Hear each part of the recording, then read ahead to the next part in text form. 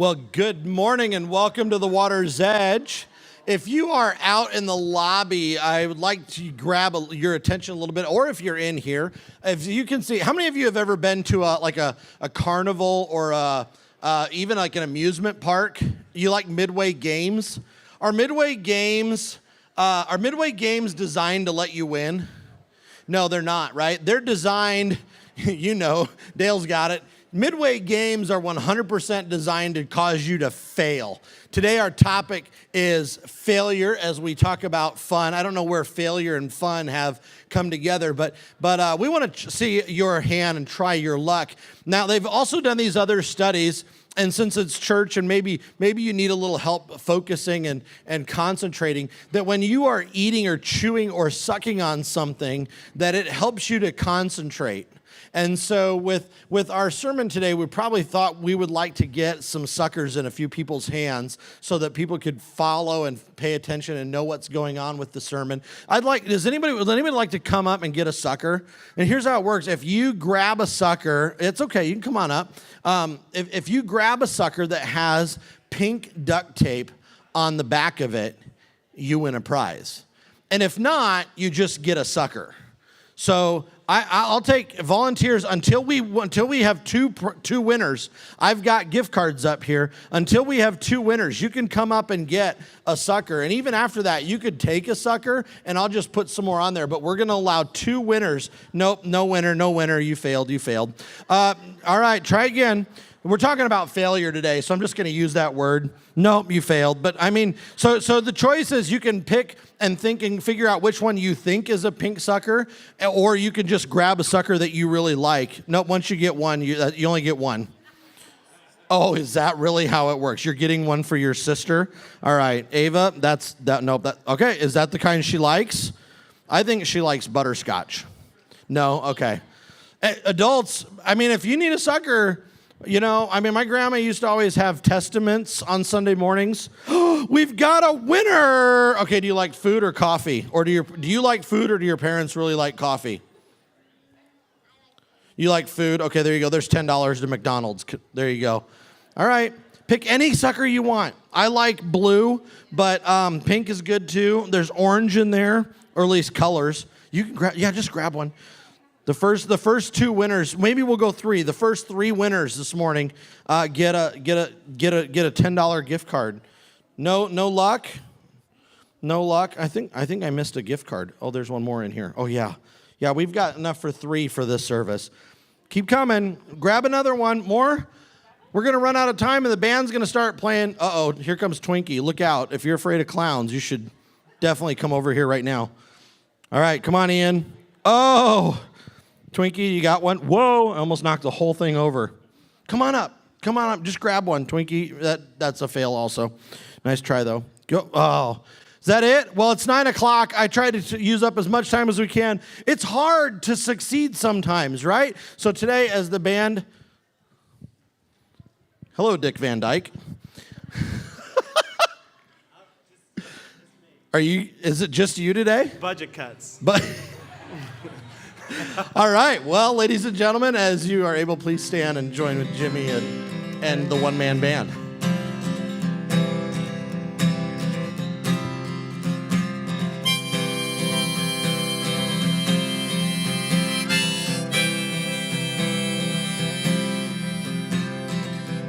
So there are some actions to this song, so I'm hoping for some audience participation. So during the chorus, if you don't know them, look around, somebody will, so follow what they do. In my wrestling and in my doubts, in my failures, you won't walk out. Your great love will lead me through. You are the peace in my troubled sea. Whoa, you are the peace in my troubled sea.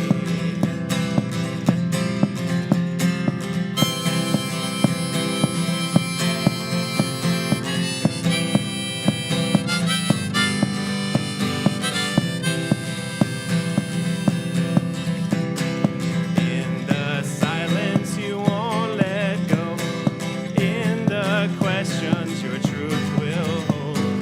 Your great love will lead me through.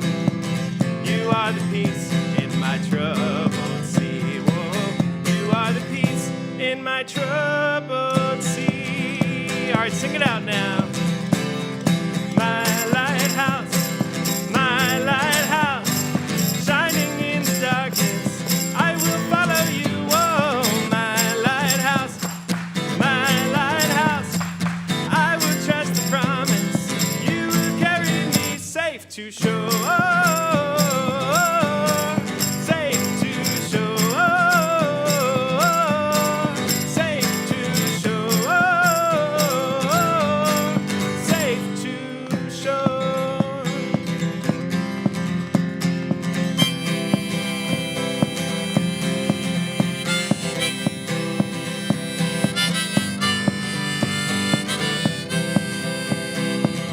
If you want to see what my face looks like when I'm really concentrating, that's what it looks like.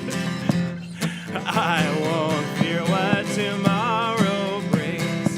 With each morning I'll rise and sing. My God's love will lead me through. You are the peace in my troubled sea. Whoa, you are the peace in my troubled sea. All right, sing it with me now. My lighthouse, shining in the darkness, I will follow you. Oh, my lighthouse,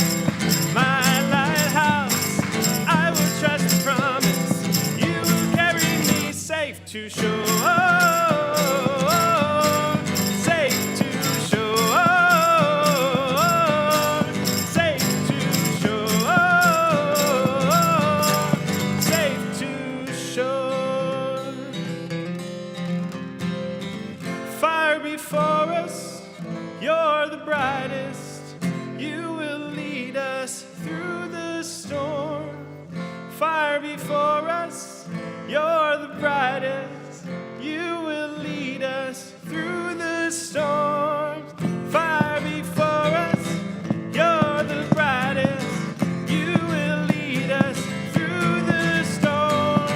Fire before us, you're the brightest. You will lead us through the storms. My lighthouse, shining in the darkness, I will follow you. Oh, my lighthouse, I will trust the promise. You will carry me safe to shore, safe to shore, safe to shore, safe to shore.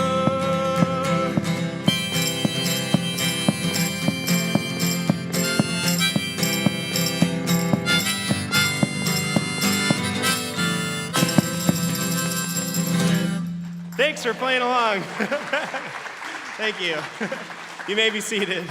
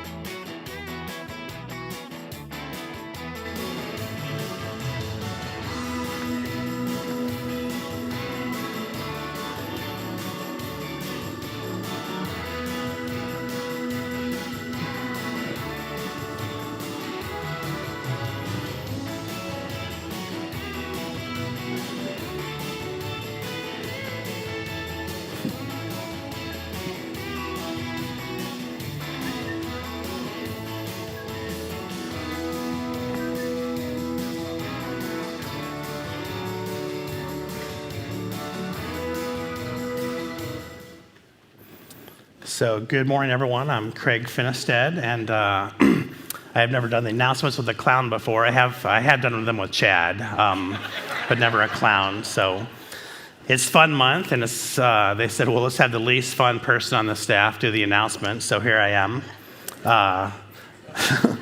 It's getting a little wet in here.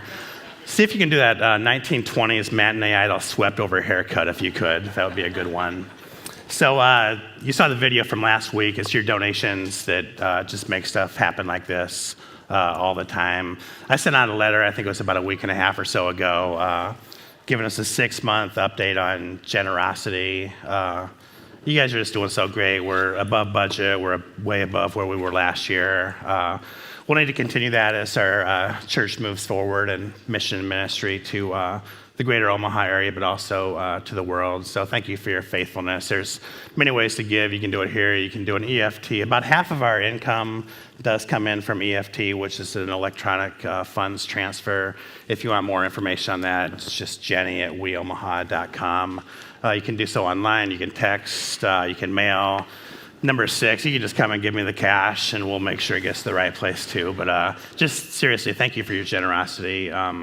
Your generosity just makes a lot of mission and ministry happen here. So we're going to have fun with this. Number 1 is I forgot my notes, so I'm just going to wing what we're going to be doing here. I could look at the screen and see as well. So we're the Water's Edge Church, weomaha.com. I'm Craig Finnestead, one of the pastors. So if you're new, we got a few things for y'all.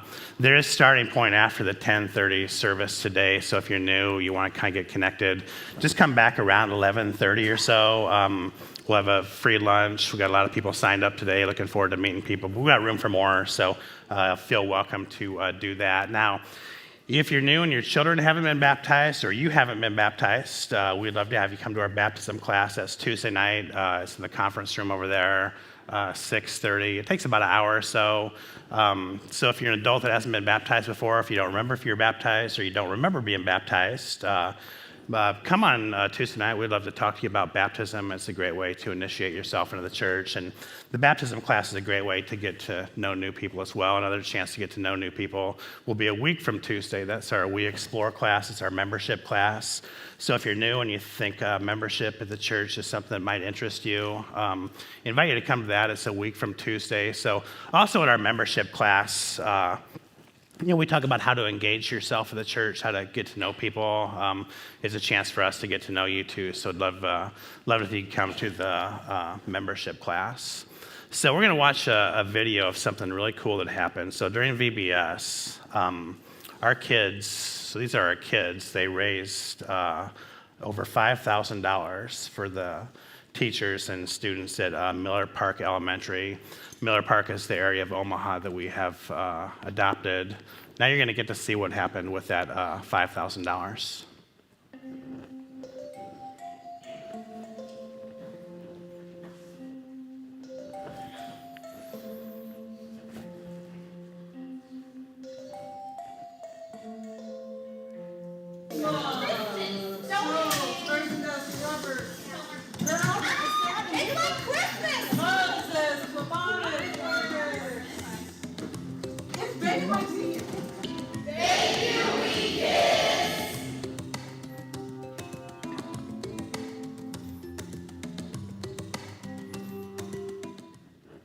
Yeah, so far the school is just overwhelmed with our support and our partnership, and Abide Ministries, who does the whole neighborhood.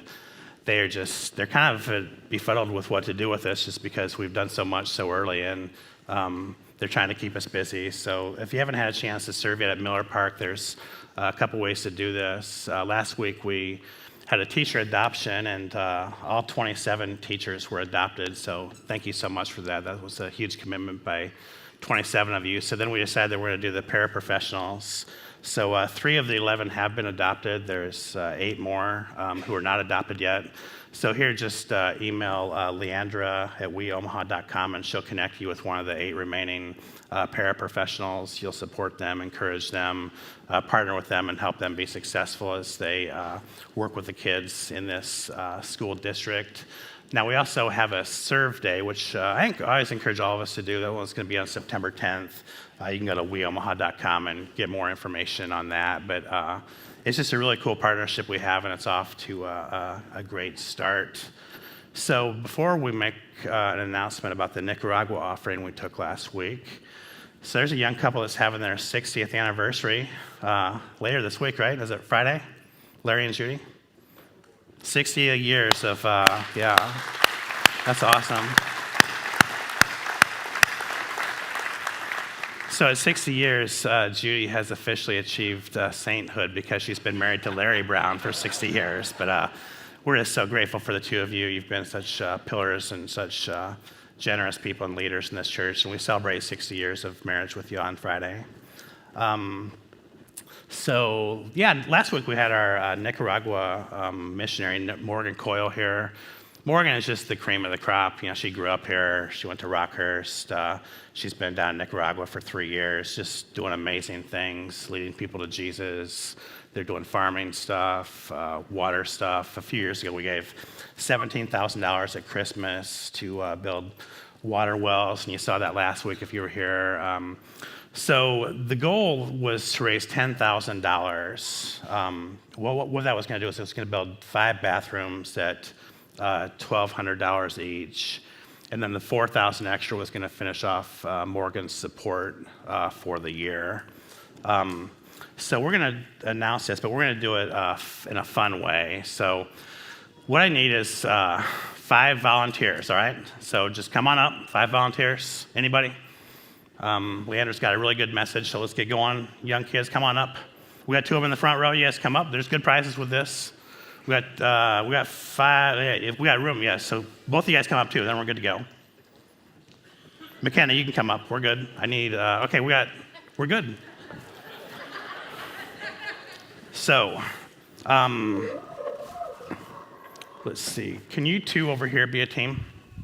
I'm going to give you 2. I'm going to give you a number. Is that fine?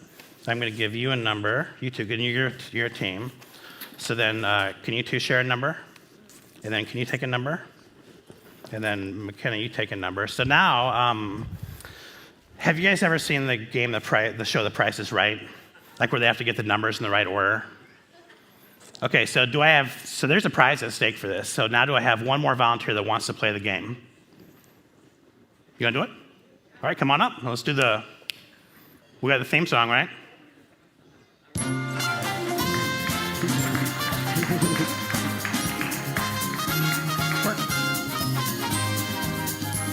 All right, so I'm going to have you guys stand right in the middle, and you guys will hold the number up high, and then you'll hold your number up, and then you'll hold your number up, and then you'll hold yours. So what we're going to do is we're going to come down here, and remember the goal was to raise $10,000.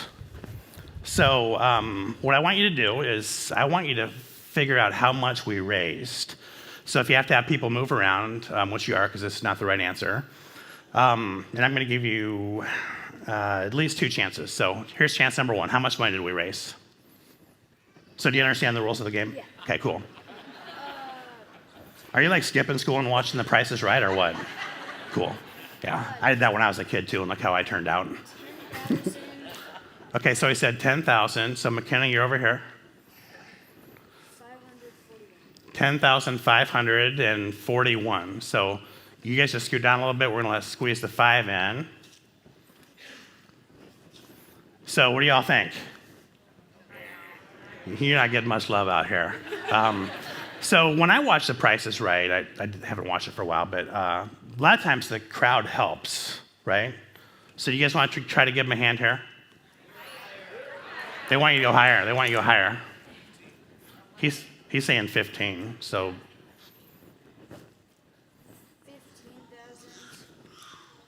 15,000. 41. What do you guys think? Okay, do you guys like the 1? Do you like the 1? Okay, do you like the 5? Do you like the 0? Do you like the 4? Do you like the 1? Okay, so it looks like the 15 they're fine with, so 410.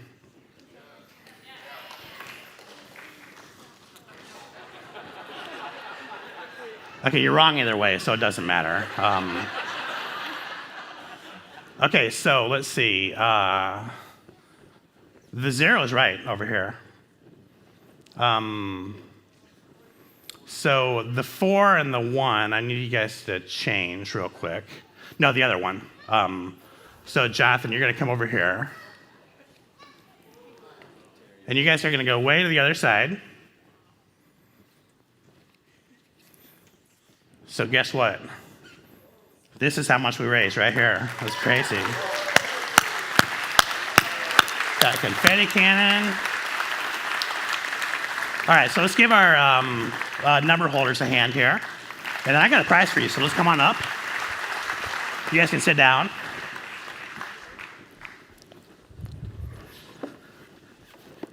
yeah, just collect the numbers and put them down. And so if you would have won, you would have got a new car. You're not old enough to drive, and it wasn't that nice of a car anyway, was it? It was a 2001 Volvo. But the consolation prize is a toilet bowl coffee mug. So congratulations. Thanks for being a good sport. Thank you.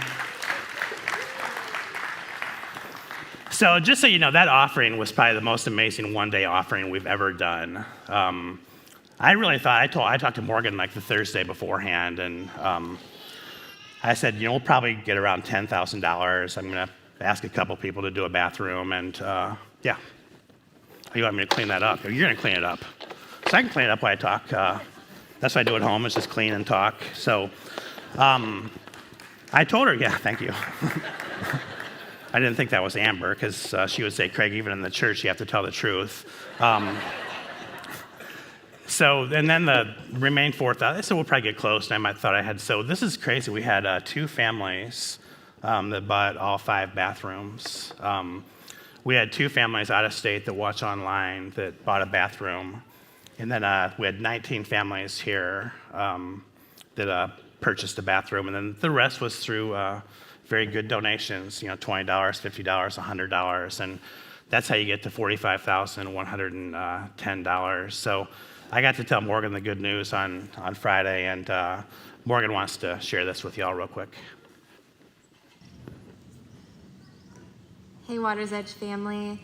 Morgan here, back in Nicaragua, and I'm just at an awe for words, you guys. What a gift it was to be able to come back home and share with you guys a little bit about what we're doing here in Nicaragua, and just to be received so warmly with Kristen and Danny. And once again, I am just blown away by the church's generosity. It's a little bit emotional for me, how cool it was to bring my Amigos family together with the Water's Edge family and see you guys just be so incredibly kind and generous to all of the families here in Nicaragua. You guys blew our expectations completely out of the water, and you are gonna be able to build not just 5 bathrooms, but 38 modern bathrooms to change the lives of families living here in Nicaragua forever. To change what health looks like for them and their families. It's just so incredible, and I can't wait to share that impact with you guys, to share what those families have to say, and for the mission trip that's coming, I just can't wait to connect you directly with those families. Thank you guys for loving me so well, for loving Amigos for Christ so well, and for loving the families living here in rural Chinandega. Love you guys.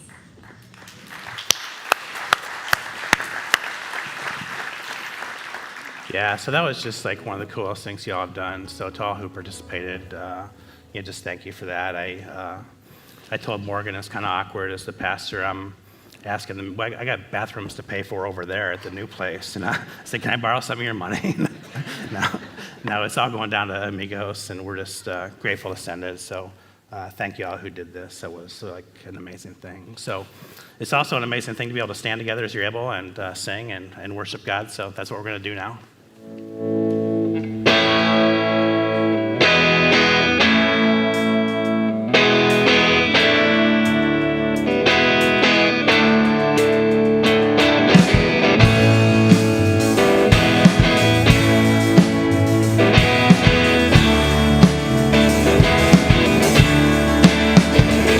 We worship the God who was. We worship the God who is. We worship the God who evermore will be.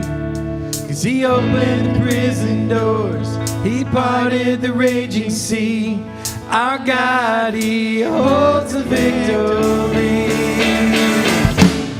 There's joy in the house of the Lord. There's joy in the house of the Lord today. We won't be quiet. Shout out your praise. There's joy in the house of the Lord. Our God is surely in this place. We won't be quiet. Shout out your praise. Shout out your praise. We sing to the God to the God who saves. We sing to the God who always makes a way. 'Cause he hung upon that cross, then he rose up from that grave. My God still rolling stones away. There's joy in the house of the Lord. There's joy in the house of the Lord today. And we won't be quiet. Shout out your praise. There's joy in the house of the Lord. Our God is surely in this place. We won't be quiet. Shout out your praise.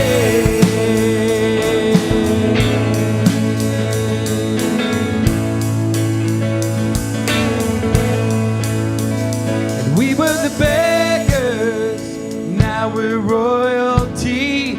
We were the prisoners, now we're running free. We are forgiven, accepted, redeemed by His grace. Let the house of the Lord sing praise. We were the beggars, now we're royalty. We were the prisoners, now we're running free. We were forgiven, accepted, redeemed by His grace. Let the house of the Lord sing praise. There's joy in the house of the Lord. There's joy in the house of the Lord today. And we won't be quiet. We shout out your praise. There's joy in the house of the Lord. Our God is surely in this place. And we won't be quiet. Shout out your praise. There's joy in the house of the Lord. There's joy in the house of the Lord today. And we won't be quiet. Shout out your praise. There's joy in the house of the Lord. Our God is surely in this place. And we won't be quiet. We shout out your praise. Shout out your praise. Shout out your praise. Shout out your praise.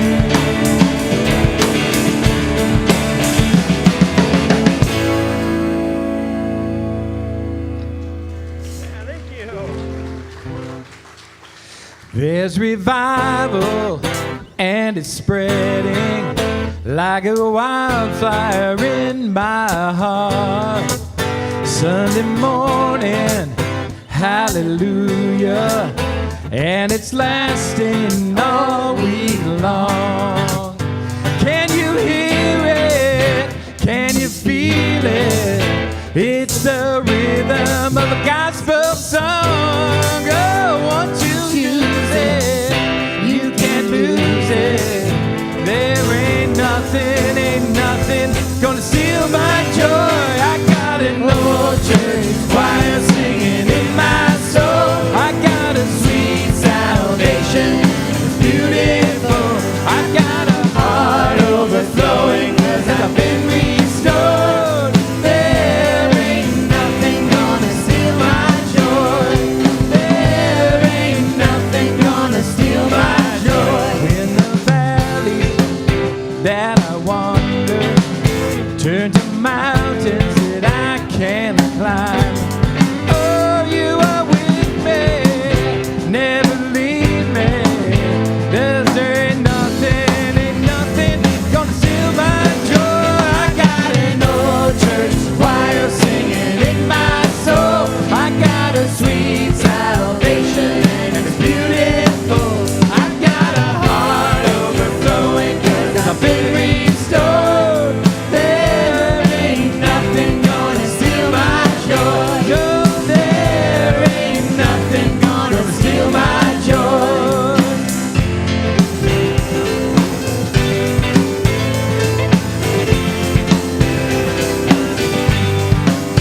Clap your hands and stomp your feet till you find that gospel beat. It's all you'll ever need. All you'll ever need. Clap your hands and stomp your feet 'cause you find that gospel beat. 'Cause it's all you'll ever need. All you'll ever need. Woo! I got an old church choir singing in my soul. I got a sweet salvation and it's beautiful. I got an old church choir singing in my soul. I got a sweet salvation and it's beautiful. I've got a heart overflowing 'cause I've been restored. There ain't nothing gonna steal my joy. No, there ain't nothing gonna steal my joy. Oh, there ain't nothing gonna steal my joy.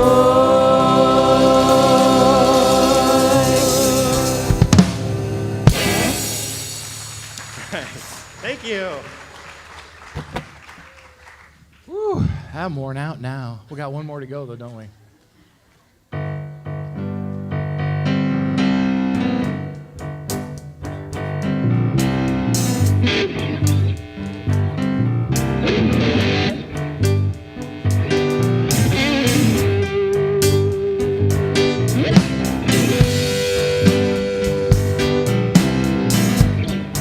If you want to see fun on Sunday, watch Jimmy's face during this song. You are God of the heavens and God of the earth. You are God of our Savior's virgin birth. You're God on the cross and God over hell. You are God before man and God when he fell.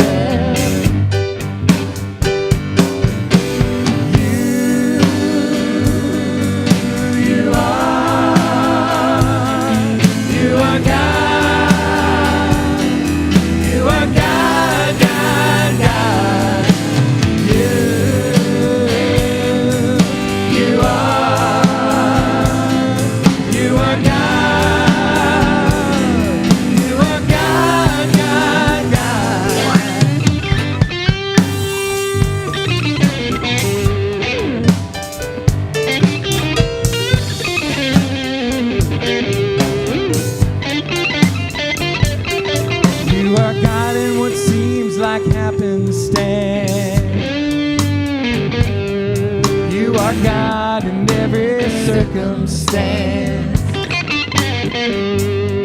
You are God when we fall and God when we stand. You are God who holds us in your hand. Sing with us on the chorus. There's only 3 words.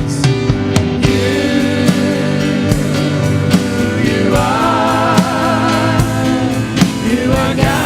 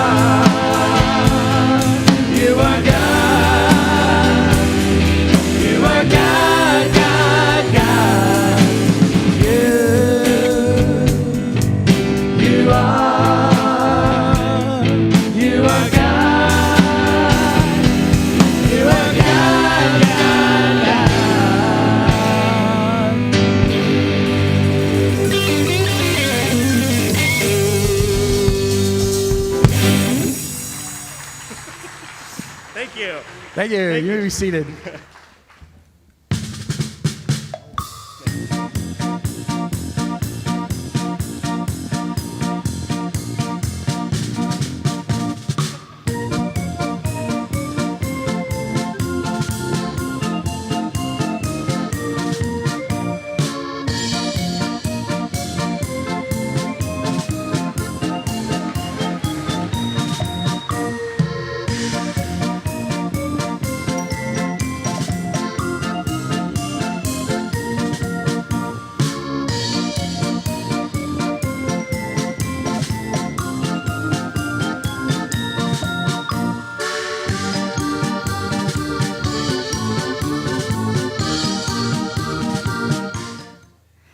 All right, well, good morning, Chad. I kind of wanted that streamer. I feel like I just announced my candidacy for president or something, and like, there's red, white, and blue everywhere. But as you can tell, it's Fun Month here, so I brought some props for Fun Month today. So before my cotton candy melts, I didn't know it melted. I just learned this today. So I brought 3 props with me. This is cotton candy, or it used to be. This is actually my second attempt. The first one was worse. This is like a really good one. A baby bottle, and a cross. So what do cotton candy, a baby bottle, and the cross all have in common? Any guesses? Nobody? I guess you're all going to have to listen to my whole sermon then to figure it out. You have to listen to the whole entire thing. So today we're talking about failure. That's why Craig asked me to preach today. I'm kind of the expert on that around here. And I was looking for some ideas and examples of failure in my life, and if I didn't have enough, yesterday Sam and I went out to Mahoney. They have that zip line course there in the park. And so you go down and you end on some mulch. So the idea is that you get a running start and then you run and land on your feet on the mulch. Well, if you come in backwards or sideways, you basically just skid down on your butt. There's 6 zip lines, so on the third one, I cannot land on my feet. I cannot figure it out. Everyone else was doing it. It looked really fun. Every single time I would come and I would just skid down. So on the third zip line, I ripped my shorts on the mulch. So yeah, lots of failure in my life. I had just one more example there submitted yesterday at the last second. But some of you are probably wondering, why would failure be a topic in Fun Month? We're having fun, we're shooting off confetti cannons. Why would failure be a topic there? And I would argue that failure can actually be really fun. Even when I was skidding down into the mulch and crashing the zip line, that was still fun. And for further proof, if failure is not fun, then why is every golf course in Omaha packed every single Saturday? Because I guarantee you that there's a lot of failure happening out there, but people go and do that for fun. Dale, I've been with you, I know there's some failure there. So usually when I go golfing, on a really good day, if I play 18 holes, I usually score around 100, on a really good day. I'm using 100 because the math is easier. So in my experience, 80% of those shots I would consider failure. So 80 shots that did not do what I wanted to do, and then maybe 20 shots where it's oh wow, that's where I was aiming, and it worked. So 80% failure, and when I first started golfing and I was still learning, I think competitiveness and perfectionism is not a good mix when you're starting to learn to play golf, and I would let every failure, every bad shot totally ruin my day. I pay money to go out there and have fun, and I just was not fun to play with. Every bad shot, I would get so frustrated, I would get angry, I would get down on myself. One bad shot would lead to another bad shot and another bad shot, and 3 holes in, I'm sure Sam just wanted to send me to the car so that he could go and keep golfing without me. And we got paired up one time with somebody. A lot of times when you go, you get paired up, and then you have to golf with someone you've never met before. And we got paired up with this guy, and he just had such a better perspective than me on failure and on bad shots. And he taught me about something in golf. It's called the son-in-law shot. Has anyone heard of this? I think he might have invented it. Do you know it, Bev? So he told me, he said, I call this the son-in-law shot. It wasn't what I was hoping for, but it's good enough. And so now every time I go golfing, if I hit it and I'm it wasn't what I was hoping for, but it's good enough. I don't have a son-in-law, but maybe someday I'll have a daughter-in-law. I don't know if it works as well for daughter-in-laws. She might not think that's very funny, but he had this perspective. Even though he wasn't playing great either, he was just embracing the failure.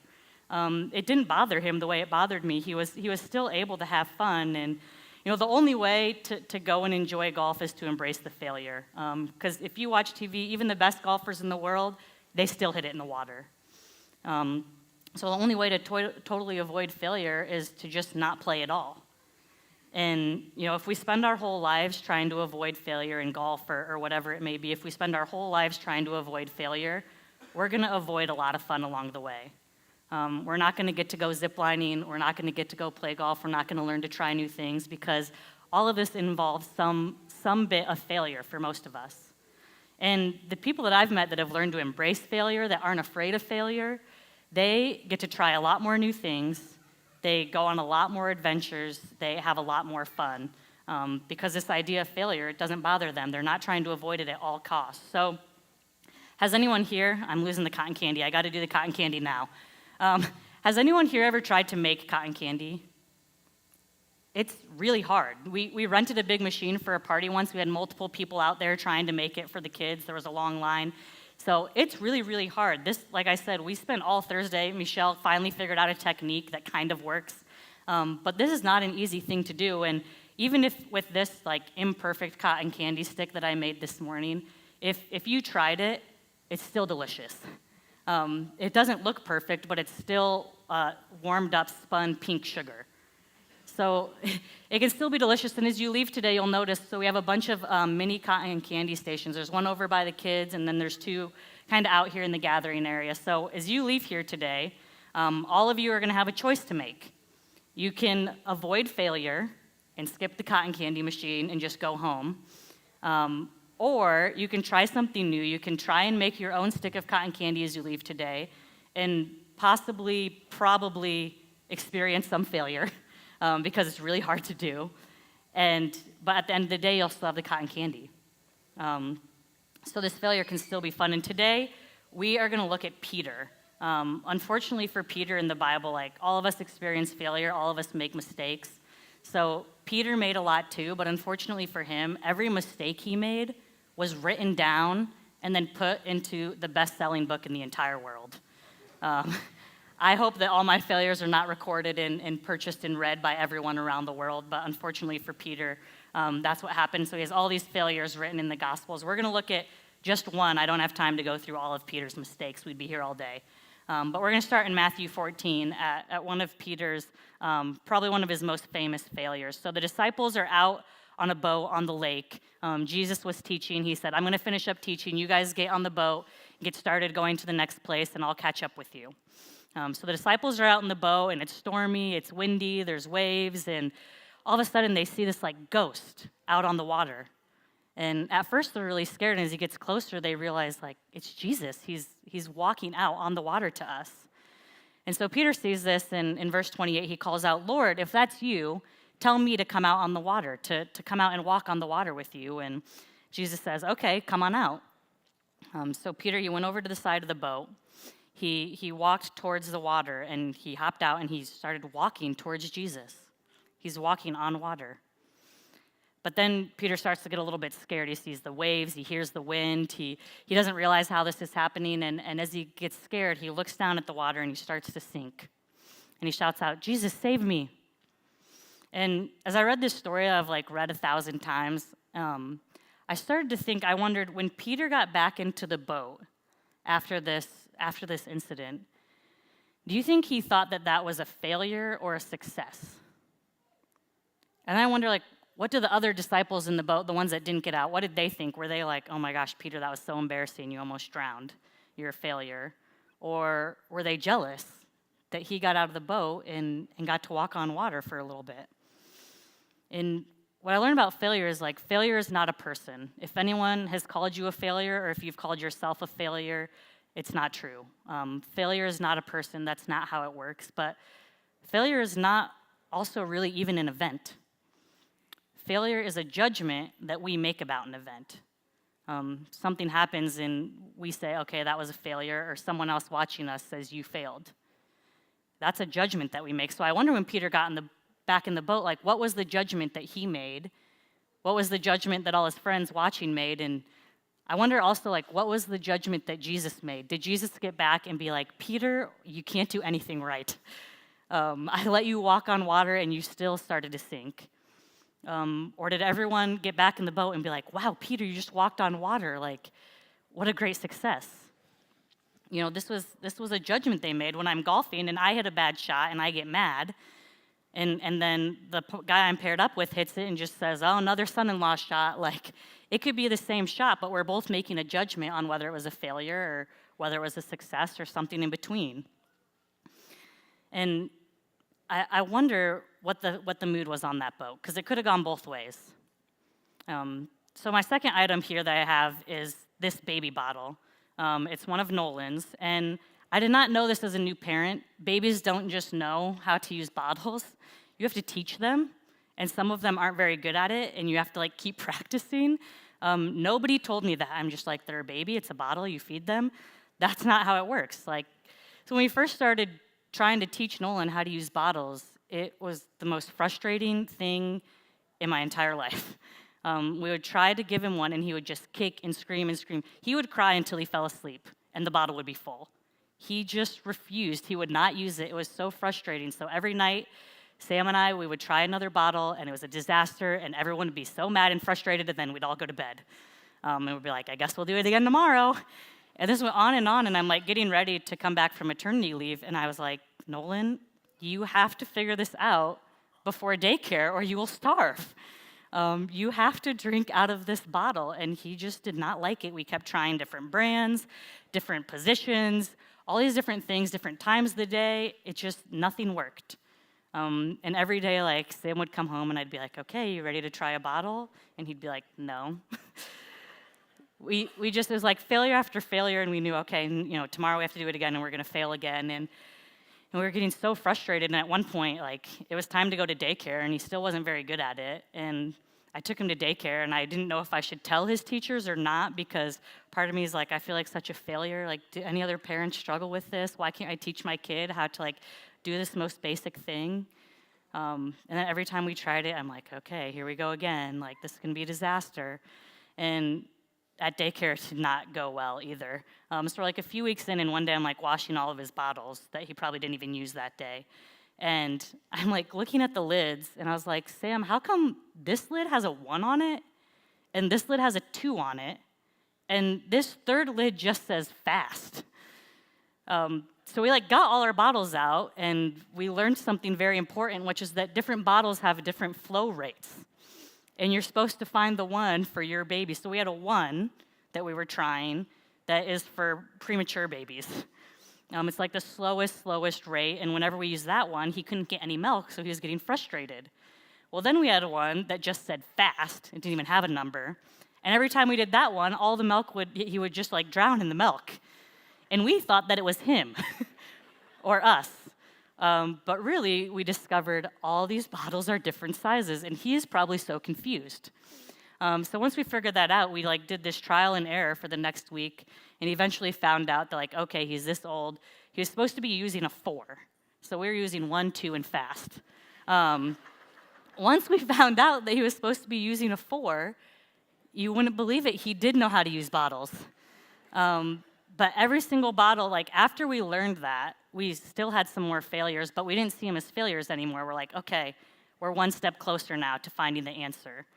This wasn't a failure, this was a success, because now we can cross this one off and try the next one. We're one step closer to figuring it out. And I think failure works like this a lot. That it's more of a learning experience than a failure. So failure is not the opposite of success. A lot of times we think, okay, I failed, so that's the opposite of success. I did not succeed. But in reality, most of the time, failure is on the path to success. Any successful thing we've done, anything we've accomplished, usually had a few failures before we got there. And if we do that, if every time the bottle doesn't work, instead of saying, oh, we failed again, thinking, okay, this didn't work, we're one step closer to success. We're on the path to success. We're one step closer to getting there. And this is how Jesus treats failure. When you read the Bible and you see all of Peter's mistakes, this is how Jesus treats their failure too. He doesn't say, this is the opposite of success. He says, you're on the path to success. You messed up this time, but next time you're going to be a little bit better. So when Peter starts drowning, he's like, Jesus, save me. It says Jesus immediately reached out and grabbed him by the hand. And then it says, you have so little faith, why did you doubt me? And again, I think a lot of times when we read this, verse 31, we read it as Jesus is angry and scolding him, you have so little faith, how could you doubt me? I don't know if Jesus actually said it that way. I think we might have put the words in his mouth there. I don't read this as Jesus scolding him. I read this more of a concerned parent. And he sees Peter sinking and struggling, and he reaches out and he grabs his hand and he says, you didn't have enough faith. Why did you doubt me? Why didn't you believe in me? Sometimes when kids mess up and a parent corrects them, they're not always scolding and punishing them. Sometimes we're like, this is why you don't run with your shoes untied. Like, this is what happens. I'm trying to help you. And that's how I read Jesus there, because as we look through all these stories, Jesus rarely condemns our failures. Most of the time, he builds on our failures. That's what we see him do with the disciples. That's what, he still does with us. He doesn't always condemn. He says, okay, that wasn't right. Here's why it didn't work for you, and, help us work through that. What can we learn from this? Why didn't you believe in me? Why didn't you trust me? Next time you get out of the boat, you're going to be better at this. Jesus builds on our failures, and as we talk about Peter and all these different failures he had, we could look at all of those, but we can't look at all of those without looking at chapter 16, because Jesus says something else to Peter. He says, I tell you, Peter, which means rock, upon this rock I will build my church, and the powers of hell will not conquer it. Of all the 12 disciples, Peter, the one who has multiple failures, is the one that Jesus says, I'm going to build my church on you. This is the disciple he chose. So Jesus didn't pick the disciple with the best track record, the one who is always perfect. If anything, I think he might have picked the disciple with the worst track record, who has the most examples of failure. I mean, read Peter's story. He gets in trouble for arguing about who's the greatest with the other disciples. I mean, come on, Peter. When Jesus tries to wash his feet at the Last Supper, Peter refuses and doesn't let Jesus wash his feet. When he gets out of the boat and can walk on water, he doesn't trust and he starts to sink. And probably his biggest, most famous failure is after Jesus is arrested, Peter denies him 3 times. When people come up to Peter, Peter says, I didn't know him, I never knew him, I'm not with him. 3 times he does that at Jesus' moment of most need. Jesus did not pick the perfect person to lead his church. He picked Peter, who had a bunch of failures, because every single one of those failures that Peter had, he learned something.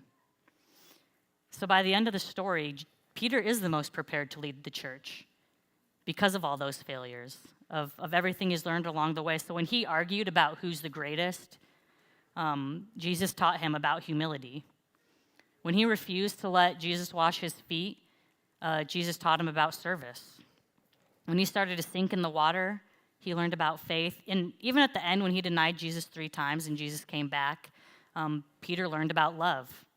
So every single failure prepared Peter to lead the church. He knew about forgiveness. He knew about grace. He knew about faith and trust because he had experienced these things, because he failed. And I think most importantly, part of why Jesus chose Peter of all the disciples, Peter was the only one who was willing to step out of the boat. He was the only one who was willing to step out of the boat. At least I'll try. There's a pretty good chance I'm just going to sink right to the bottom and fall in this water. But Jesus has invited me out, and I'm at least going to try. He was not scared of failure. And that's true for all of us. If we step out of the boat, we might fail. We might have some failures, but if we choose to stay in the boat, we will certainly fail. Because the boat is safe, it's secure, it's comfortable, but the boat is not where the action is. It's not where growth happens. It's not where faith is strengthened. It's not where we get to do cool things. It's not where Jesus is. Jesus is out on the water. And he invites us to take that step out of the boat, even though we might fail, and still try. And I was reflecting just like on my first few years here, and I look back, and I think my first year working here, I stayed in the boat pretty much the whole year. I was new, I was young, I wanted to do a good job. I felt all this pressure. I was like, I don't want people to think that I'm bad at this. I got to live up to this standard. And so what I did basically is I didn't want to try anything that might fail because I wanted people to think I was doing a good job. So if there was something that's like, all right, let's try this new group. We've never done it. Let's see if it works. I didn't want to try that. I wanted to do let's do the tried and true thing that I know works. I want to be successful. And then as I look back that first year, I didn't get to do as much because I was too afraid of failure. And this year I've been intentionally saying, if you have an idea and you're not sure if it's going to work, just try it. Maybe you start this group and, only 5 people come. Just try. What if 50 people come? What if we try this new event and it's a flop and no one likes it? we just won't do it next year, but at least try, at least get out of the boat and see what happens. The people that get out of the boat might have a few more failures, but they also have way more successes because at least they've tried. So I've still got a little bit of cotton candy left. This is my last part. So who now knows what cotton candy, this baby bottle, and the cross have in common? Are you too afraid to say it, but you do know it? So you have to stay with me on this one. We don't hear this a lot, but like this cotton candy was a failure. It's becoming more of a failure by the minute. But it was still fun and it's still delicious. This baby bottle, oh my gosh, for weeks was a failure. But it taught me something and it eventually became a success. And this is where you're gonna have to stay with me and hear me out. The cross at the time was a failure. When Jesus died, this was a failure. The disciples were not running around preaching about what God taught them. They did not say, just wait 3 days, Jesus is gonna rise from the dead, he's gonna defeat death. The disciples said, this was a massive failure. We left our homes and our families to follow this guy, and we thought this was gonna be something, and it wasn't. He died, and it's a failure. Some of them went home, a lot of them went to hide. Peter was denying even knowing Jesus. They looked at this and they said, this was a failure. But as we know the end of the story. Jesus eventually, 3 days later, rises from the dead. A little bit of Easter this morning in August. But what was the biggest failure ended up being one of the greatest successes in the world. Jesus redeemed this failure. And on the cross, I think Jesus taught us one more lesson about failure, and that is that no failure, no matter how big, is final or fatal. Jesus can redeem even our biggest failures. What was the biggest failure? Jesus redeemed. So there is no mistake you can make. There is no failure. There is nothing that you have broken that Jesus cannot put back together. If he can redeem this failure, he can redeem all of our failures. There is no failure that is final or fatal. And maybe, you're thinking of one right now and you're like, well, my marriage or this relationship, it's failing, and I don't know how it's ever going to get put back together. Maybe it's parenting. You're just like, I feel like a failure as a parent. I thought my kids, I had this vision, and I feel like I just let them down. Maybe it's your career. You had all these dreams, and now you just feel like you're at this dead-end spot, and it's a failure. Maybe it's your faith. Maybe you feel like you've drifted really far away from God, or you've made so many mistakes that, I tried to follow Jesus, and I failed. Jesus says none of these failures are final. None of them are fatal. I can redeem all of these. Jesus is putting together relationships and restoring dreams and bringing people back to faith all the time. There are no final failures with Jesus. Jesus even predicted that his disciples were going to fail at the end. In John 16, he says, a time is coming and is in fact here when all of you will be scattered, each to your own home, and you will leave me all alone. And he was talking about when he would be arrested and killed. He told the disciples, when this happens, you're going to fail. You're going to leave me. You're going to deny me. You're going to give up. You're not going to go and preach and tell people what I taught you. You're going to go home. But then he adds this. He's not scolding them. He's teaching them. He says, I'm telling you these things so that in me you may have peace. In this world, you will have trouble. In this world, you will fail. In this world, you will make mistakes. In this world, you will stumble. In this world, things will break. But take heart, I have overcome the world. And Jesus says, I can put this back together. I can redeem this failure. This is not final. This is not fatal. If I can redeem this, I can redeem any failure that you have encountered. Failure does not get the last word. Jesus does. So, for all of us in here today, if you have a failure right now that you've either let define you or defeat you, or it's defeating you right now, or you've given up or you want to give up, today we're going to bring all those failures to the cross. So let's go to God and let's pray. God, this morning, we bring you all our failures. It's easier to hide them and not talk about them and pretend they didn't happen, but God, today we just want to be honest. We've fallen short. We've said and done the wrong things. We've missed out on doing the right thing. God, whatever the failures are on people's hearts this morning, we just lift those up to you. We just want to be honest about where we've been and what we've done. And God, we just ask that you forgive us for the mistakes we've made. For the dreams that haven't come true, God, give us hope that someday we will get back on track, that this is not the end of our story, this is just the path towards success. God, for all the times we've let failures get in the way of us stepping out of the boat and following you, God, make us more afraid of not following you than of failure. Remind us that even if we fail, it's going to be okay, that you will be with us. If we start to sink, you'll grab our hand. God, we want to do cool things with you. We want to experience new things. We want to make a difference in the world. And I just ask that as we leave here today, God, keep us from being too afraid of failure to do those things with you. Remind us that failure can actually be fun sometimes, that you want us to try new things. Jesus, we are so grateful that you overcame the ultimate failure, and we are grateful that you are continuing to overcome failures in all of our lives. So God, we bring these all to you, and we pray together the prayer that Jesus taught us to pray.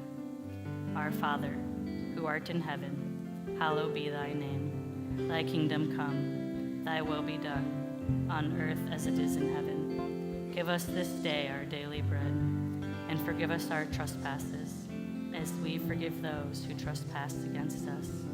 And lead us not into temptation, but deliver us from evil. For thine is the kingdom, and the power, and the glory forever. Amen. I invite you, you can stay seated, but sing the blessing with us. The Lord bless you and keep you. Make his face shine upon you and be gracious to you. Lord, turn his face toward you and give you rest. Let's do that one more time. Lord, bless you and keep you. Make his face shine upon you and be gracious to you. Lord, turn his face toward you and give you rest. I love how in this verse from Numbers that we just sang, it says, make his face shine upon you. You know, even in failure, there's a light that shines upon us, a joy that comes from just trying to following that path that God set before us. And our benediction today is just that we'll go out today, we'll go out, we'll have fun, and we'll lean into the failure and the message that God gives us through it. If you guys would, please stand as we sing the fun part of our benediction.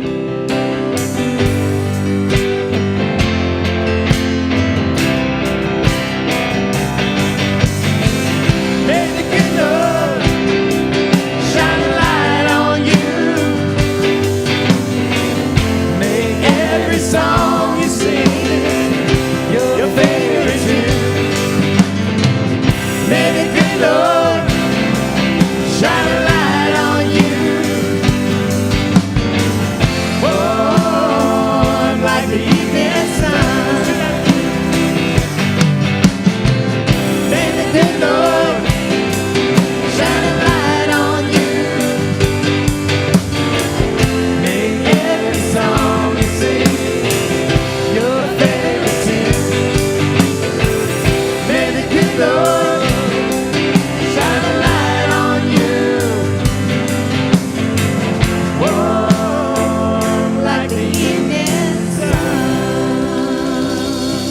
have a great week. We'll see you next week at the Water's Edge.